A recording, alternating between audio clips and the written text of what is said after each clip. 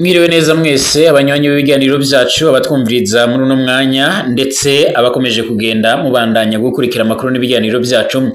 tubategurira ndetse tukabashikiriza by'umwariko kuri no monesha kure yacu ana yanyu ya Burundi News TV ikaze mu makuru agezweho muri ino joro cange muri uno mugoroba wo kuri wa kabiri igenekerezo rya 18 ntwarane 2025 kaze kuri mwebwe mwese aho tugiye kurabira hamwe update canga amakuru yihuta akomeje kugenda aravugwa mu buryo butari bwitezwe canga se mu buryo busa naho butunguye isi yose. President Tshisekedi arongoye igihugu ca Republika Iharanira Intwaro Rusange ya Kongo yahuye na President Paul Kagame arongoye igihugu c'u Rwanda bakaba bahuriye i Doha ni mu gihugu ca Qatar mu biganiro vyobaye imbona nkubone mu nyuma y'ikorero byari bihagarakiwe n'umwami wa Qatar nkuko bikomeje kugenda bigaragara Sheikh Tamimi bin Hamad Al Thani nkuko bikomeje kugenda bigaragara ni mu gisagara ca Doha mu mugwa mukuru w'iki gihugu ca Qatar. Ubusanzwe Qatar kirasanzwe ari igihugu gifise imigenderanire myiza n'igihugu cibanyi c'u Rwanda, ariko kandi iki gihugu kirasanzwe kigira n'amasosiyete aremere cyane mu buseruko bwa Republika Iharanira ya Kongo. Iki gihugu kandi ca Qatar ni nacyo cyari kiri hagati yo kunga cange guhuza igihugu cya Israeli ndetse n'umuhari Hamas usanzwe ukorera muri Pakistani, usanzwe ukorera mu ntara ya Gaza muri Palestine nk'uko amakuru akomeza kugenda atugira bivuga. Ibi biganiro bihuje abategetsi birabaye mu gihe ku munsi w'ejo rero hari hitezwe ibiganiro bikomakomeye cyane, nabyo byari ibiganiro bikomakomeye cyane byarabaye ku mugabane w'Uburaya nyine bihuje abaminisitiri b'umuryango umwe bahurikiye mu muryango wa EHO, ariko biza gufatira ibihano abategetsi bamwe bamwe muri M23 ndetse biza no kwibasira bamwe mu bategetsi ku gihugu cibanyi c'u Rwanda. Ibi kandi byabaye mu nyuma y'uko uyu munsi kwigenekereza rya 18 i Rwanda mu gihugu ca Angola nabwo hagombaga kubera ibiganiro bikomakomeye cyane byagombaga guhuza umwari M23 ndetse n'ihuriro ry'ingabo za Republika Iharanira Intwaro Rusange ya Kongo, ubwo ni ku ruhande rw'ubutegetsi bw'Kinshasa. Turarabira hamwe kandi bikomeje kugenda bivugwa na cyane cyane ku biri kuvugwa muri ibi biganiro, ibyamaze kwemezwa ndetse n'ibyamaze kumenyekana n'andi makuru ashamikiyeho akomeje kugenda aragaragara agendanye n'ibibazo bigendanye n'umutekano, politique, diplomasi ndetse n'ibindi bigiye bitandukanye. Ikaze kuri mwebwe mwese ndabifuriza umugoroba mwiza mwebwe mubandanya ko twumviriza muherereye nga mu gisagara ca Bujumbura, abatwumviriza muherereye mu bice bimwe namwe bigiye bitandukanye na cane abari mu bindi bice abari nko ku mugabane w'Uburaya, Asia, Australia, Amerika ndetse n'ahandi hose, mwese turabifuriza kumererwa neza cane kandi turabifuriza amahoro y'Imana cyane. Ikaze kuri mwebwe kandi mukurikira amakuru n'ibiganiro byacu na cyane abakurikira amakuru n'ibiganiro byacu muherereye ku mugabane w'Uburaya ndetse abari mu karere k'ibiyaga binini ndetse no hirya no hino mu isi, mwese turabifuriza kumererwa neza kandi turabifuriza amahoro y'Imana cyane. Ikaze kuri mwebwe mwese, reka amakuru n'ibiganiro byacu tuyatangurire by'umwariko hano muri kubigendanye canga se kubikomeje kugenda bigaragara biboneka yuko byotangaje abatari bakeya kuri bino biganiro canga uno muhuro waje kugenda urahuza na cane President Paul Kagame ndetse n'uyu mutegetsi wo mu seruko bwa Republika Iharanira Intwaro Rusange ya Kongo Félix Antoine Tshisekedi Chilombo nk'uko bikomeje kugenda bigaragara. Mu nyuma y'uko bwana Tshisekedi yarayutse gushimangira yuko yiteguriye kuzoganira n'umukuru w'igihugu c'u Rwanda, ariko inshuro nyinshi bagerageje kuba bohurira mu manama ntibace barahura. President Paul Kagame arongoye igihugu c'u Rwanda na President Félix Tshisekedi Chilombo arongoye Republika Iharanira Rusange ya Kongo bahuriye i Doha mu gihugu ca Qatar, bahujwe n'umukuru w'icyo gihugu nyine bemeranya guhera hano rero nyine bagakomeza ibiganiro biganisha ku mahoro arambye nk'uko rero Minisiteri y'Ububanyi n'Amahanga ya Qatar yama irabivuga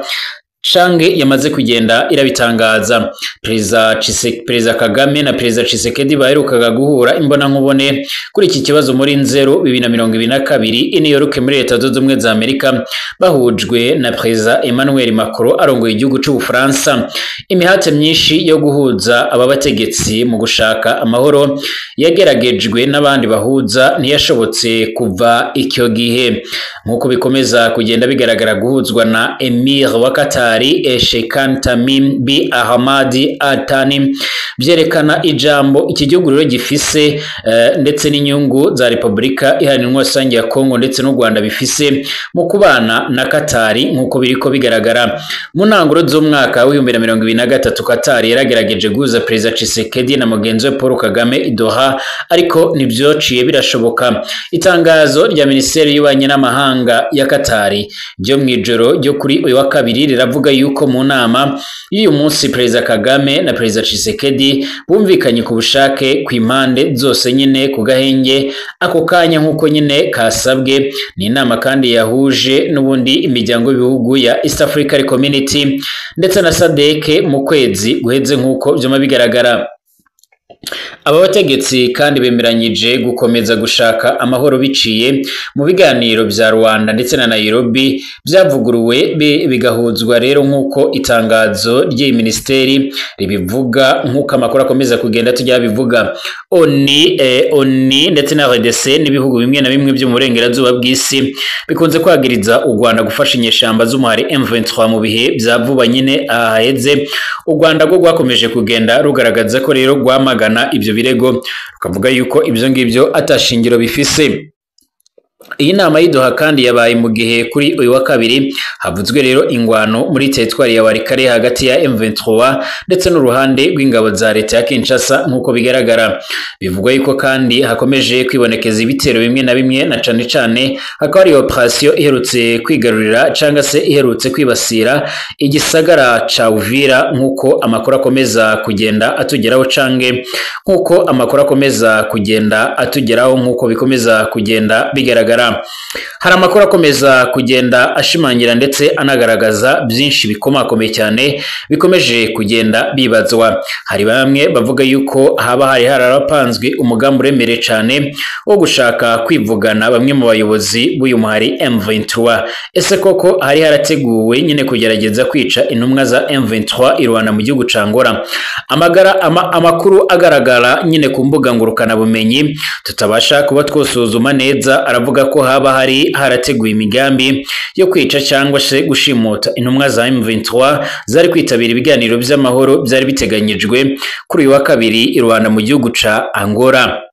Amakuru akomeza kugenda atugeraho kandi aravuga ibingibi mu gihe mu nama zigiye zitandukanye cyane nk'izabereye muri Zimbabwe ndetse no muri Afurika y'Epfo byagiye bigaragara canga bigatangazwa neza yuko ku ruhande rw'ubutasi bwa Republika Iharanira Rusange ya Kongo baragerageje kuba barabera hamwe rero ingene bozoshimuta canga se bo kwivugana Joseph Kabila Kabange warongoye Republika Iharanira Rusange ya Kongo agasubirirwa na President Tshisekedi ariko nabwo biranga. Ahanga rero nibundi ntawe byotungura. Kivu Today binyujije kuri X yaratangaje ko rero yakiriye amakuru yize bagaragaza umugambi w'ubwicanyi wateguye no guverinoma ya Republika Iharanira Rusange ya Kongo wo kwica intumwa z'umutwe wa AFC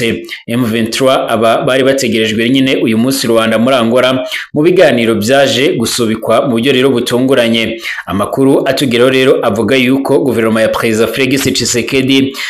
yari yakusanyije binsi zuzuye insoresore rero nyine zari zakodeshejwe kugira ngo rero binjire mu cyumba cy'inama batererera akajagari ndetse bice cyangwa se bashimute abahagarariye uruhande rwa M23. Bikomeza bivuga yuko kandi icyakora umugambi wapfubye kubera ko uyu muhari wanze kwitabira ibyo biganiro ngo nubwo AFC cyangwa M23 yavuze ku mugaragaro ko rero ibiganiro by'umuryango w'ubumwe bw'ibihugu by'Uburayi ari byo rero byotumye